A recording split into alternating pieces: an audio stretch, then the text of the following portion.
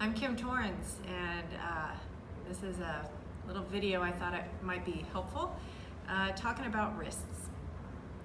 There's a lot of, I think, different theories, different methodologies for placing your hands on the floor when you're doing yoga, and there's plenty of opportunities for the hands to be on the floor.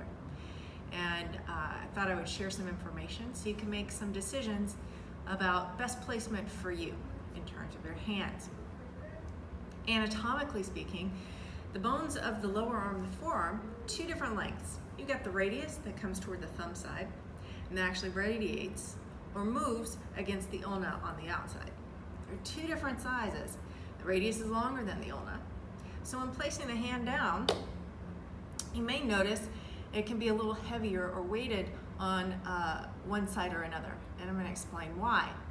And I'm going to have my friend Brittany here help me demonstrate hand placement. So in placing hands for yoga postures, you want to make sure that this is going to be part of your foundation.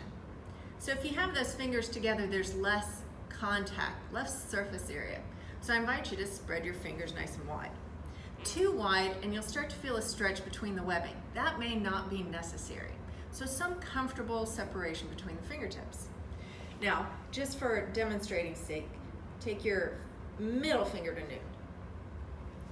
And when you have that middle finger to noon, you may notice because of the length of the radius, you're going to have a deeper bend over here near the thumb.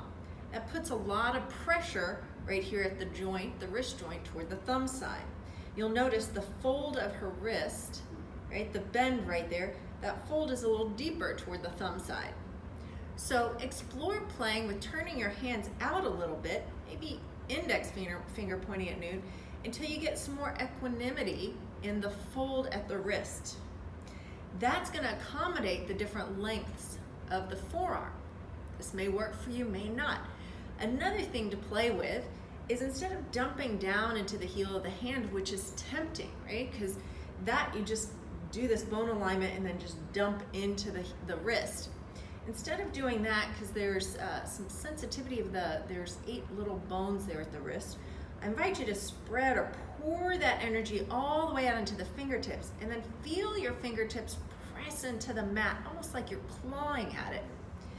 And that's going to equalize some of the weight, it's going to spread it out, so it's not all the way in your hand or in the wrist. There's something to play here to start to gain a little strength in the forearm. So if you were to spread out into those fingers and then lift the heels of your hands about an inch up off the floor. If it's too hard to do with shoulders directly over the wrist, you can take the shoulders behind the wrist. It'll lighten the weight here, and you will begin to develop some muscles in the palms. There, yeah. Now, act like there was a ping pong ball and try to squeeze that. And we can do little wrist push-ups here. So you can lower and lift, lower and lift. And the next time that you're lifted, try this. Try reaching the chest forward. It's going to put a little bit more weight, and you can test the strength of your forearm. Let me know how it works out for you. Thank you.